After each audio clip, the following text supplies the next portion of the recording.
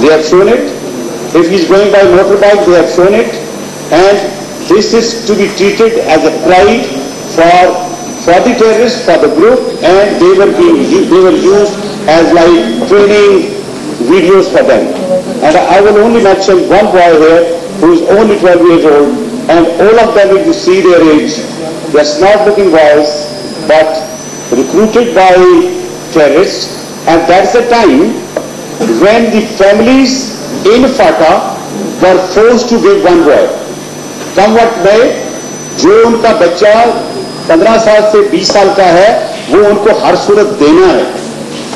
और फाटा से जो लोग बाहर काम कर रहे थे, उनके लिए ये लाजम था, ये है वो बच्चा, जो उनके लिए लाजम था कि जो बाहर से रिमिटेंसेस आती थी, उसका कुछ हिस्सा जो है वो उनके पास जाता था. तो जो कारी, उसकी मैंने बात की साइन की, Ilyas Kashmiri, major Haroon, and even one Egyptian Misri, Batala Masood, and then of course he is now TTP head Hatimullah Masood. All the details have been collected through a very viable, real-time intelligence, and of course investigation through them. He was the main guy who has been training. So this boy, you will see it, and he actually there is no voice here. I wish it could be then. They recite, and then also they have said something with Pashto, wishing good luck to the family. And then they also mentioned that if they kill any non-Muslim or anybody pointed out by the enemy, they will get 70 rules. और जहाँ पे हमने recovery की, वहाँ पे दीवारों पे मेरे बनी हुई हैं शहद की, दूध की और गुरों की, कि ये जब आप जाएंगे तो ये मिलेंगे. This is the training camp, और ये सारे के सारे सूजबर्ग बॉम्बर्स हैं, और सबका रिकॉर्ड हमारे पास है कहाँ कहाँ इस्तेमाल हुए. और अच्छी चीज ये हुई कि तकरीबन सारे पाकिस्तानियों की जो फैमिलीज तक हुई है, वो भी हमें नागरा से रिकॉर्ड से मिला है. और वो जो फैमिली हुई है, उनकी भी तफसील हमारे पास मौजूद है. और ये बाकायदा उनके घर मुबारक जाती है, मिठाई जाती है जब वो शहीद होते थे, जब वो अपने आप को फाड़ते थे, जब किसी जगह पे भी. और एक चीज जो अच्छी हुई, जो कि मैं यहाँ on the floor of the house of करूंगा, तो हमारे उलमा इकराम में इसने बहुत अच्छा रोल अदा किया. इनमें से कुछ भी हमारे पास वॉइसेज हैं. वो कहते हैं कि जिस मदरसे में मैंने पढ़ा था, वो कहता है कि सुसाइड बमिंग हराम है, लेकिन आप मुझे कहते हो कि सुसाइड बमिंग हलाल है. मैं अपने उस्ताद की बात मानूं या आपकी बात मानूं? और उस वजह से जो बच्चे थे वो सुसाइड बमिंग से पीछे हटे. अब हमारे पास जो रिकॉर्ड है, आपने देखा है सुसाइड बमिंग कम हुई है because of the constant and regular pressure both by मुलाज एंड जो हमारे जो एक्शन हुए हैं, जो ऑपरेशन हुई है. I must appreciate the Pakistan army, frontier corps, frontier constabulary and the police. They have taken a concerted very strong action against them, and that's why you've seen the militancy going down. Please go ahead. Mr. Speaker and honourable members, during this slide, there was one young boy who was later identified slaughtering another person, Frontier Corps Jawan. This young boy then was aged 12 years old. Now we continue with our this identification of Tehreek-e-Taliban Pakistan. Although this is slightly late, this was identified in 2007. Some of them are still alive, others have been killed, and there is a high attrition rate, the killing of the terrorists by security forces and other agencies. So frankly, it is not a very accurate one, but for 2007, this is a picture. For instance, Batala Masood has been killed, he has been replaced by Hatimullah Masood, and so on. There are a number of changes in the organization, but this is broadly the outline of an alliance, terrorist alliance against Pakistan. Next slide. This, I wanted to draw your attention to the one at 2007. Now, so these terrorist attacks, these are not 5% increase. These are not 10% increase. This is 500%. This is 5-fold increase in 2007. People disagree on the actual inspiration why terrorists were so active in 2007. Some people claim that they took a lot of time, 4 years, to reorganize, to develop their tactics, reorganizations from Iraq. They borrowed so many things from Afghanistan. But one major triggering mechanism was the July operation against Lal Masjid in Islamabad. And Lal Masjid became a battle cry for militants and terrorists. And that increased number of recruitment, that increased the motivation, and Sharif decided to come back to Pakistan. Just to give you an indication how terrible it was and what level of motivation was available to the terrorists. After the Karsayaz attack, terrorists carried out a few more attempts, dry runs or actual attempts in Swabi and Peshawar. We have evidence, but due to very stringent security measures, they could not reach Peshawar. But according to one of their confession statements, in Swabi they noticed that it's a common habit amongst police officers that when a leader has left the Jalsagah, they relax, they think that it is over, and one of them actually touched Mohtarma's vehicle. So they notified to their organization that the best time would be when she is leaving the next gathering. That opportunity, unfortunately, tragically for the entire country, was provided to them by a breach of security by police officers in Rawalpindi. Now, at least one accused, Stan Gul, had a personal motive as well. One of his very close friends, Qari Fawaz, was killed in Red Mosque operation, and he willingly offered himself to conduct these operations because reportedly Mohtarma in one of her statements said that she would not allow militants a stake in the state and she will wholeheartedly carry out operations against them. And according to press, she also supported a Red Mosque operation to an extent that such states within states cannot be tolerated by a civilized society. Now we come to Rawalpindi incident proper.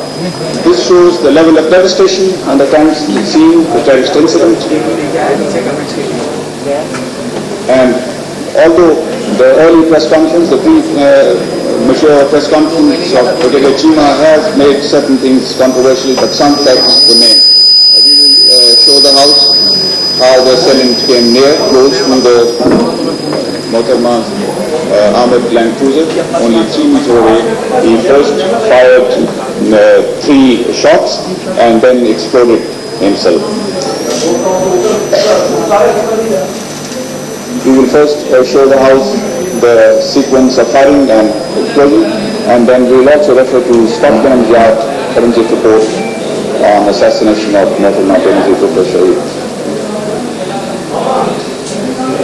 There is one problem with such presentation, that if you add a lot of video, it becomes cumbersome for presentation, and at times the softwares can't readily show heavy videos.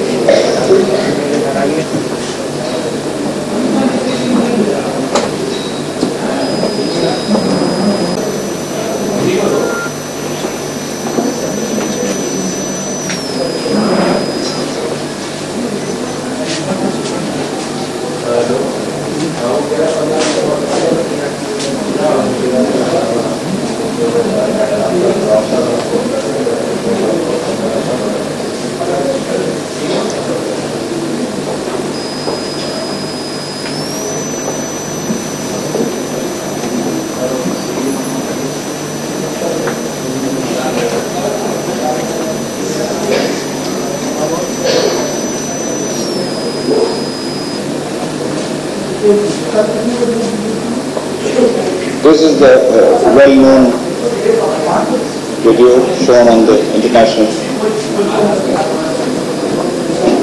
We now have forensic evidence that the man, the assailant who fired 3 shots at former Prime Minister, also exploded himself in the close vicinity of a vehicle,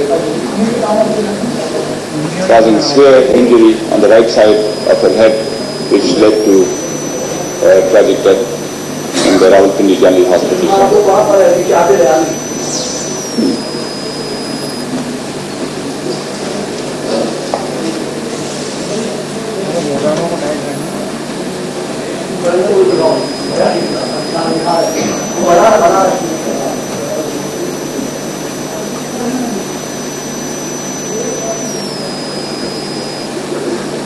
Now, I will take this opportunity to mention that there are a number of other theories, parallel theories and current theories about this incident.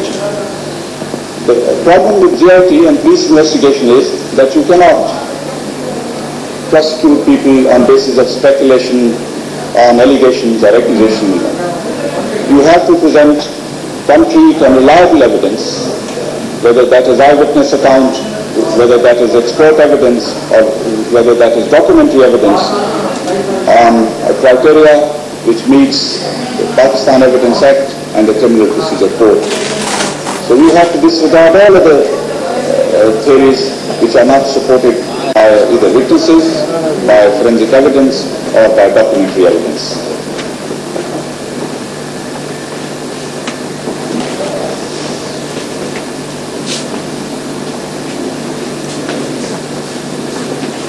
Suicide bombers, few remains were found on the crime scene.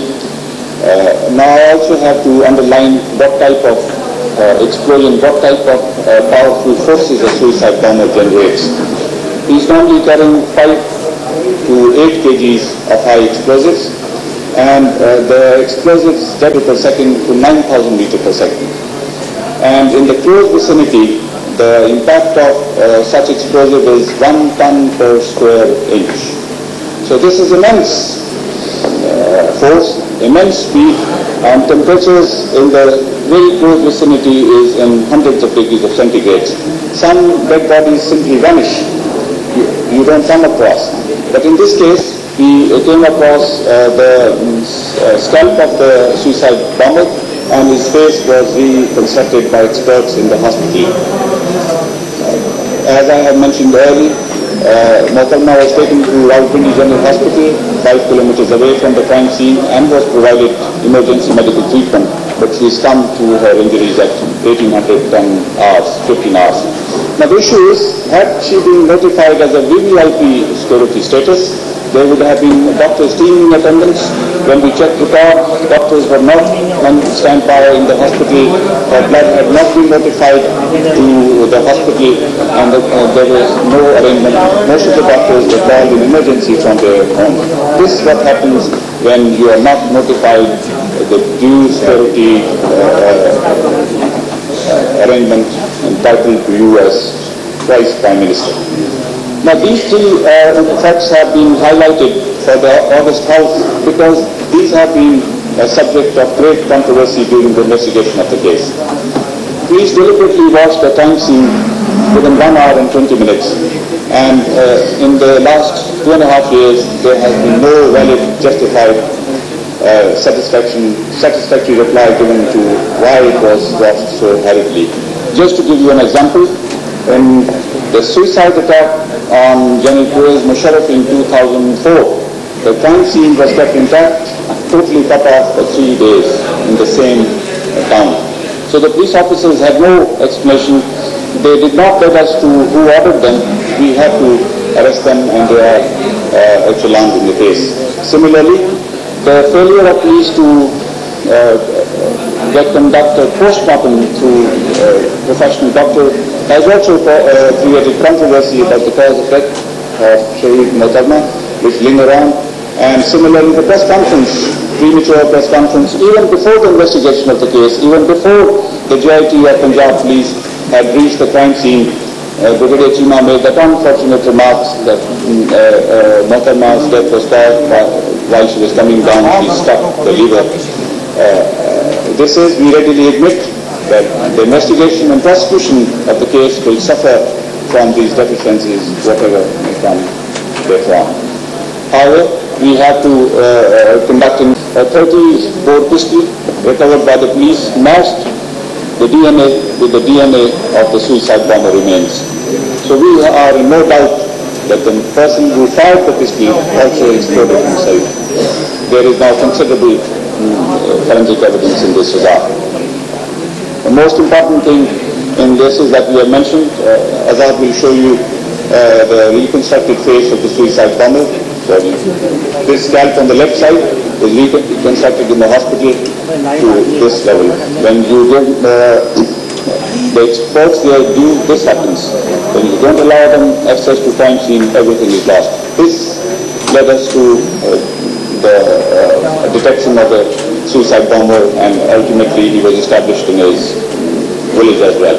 Now this is the JIT first constituted by Punjab government, and the members and the convener.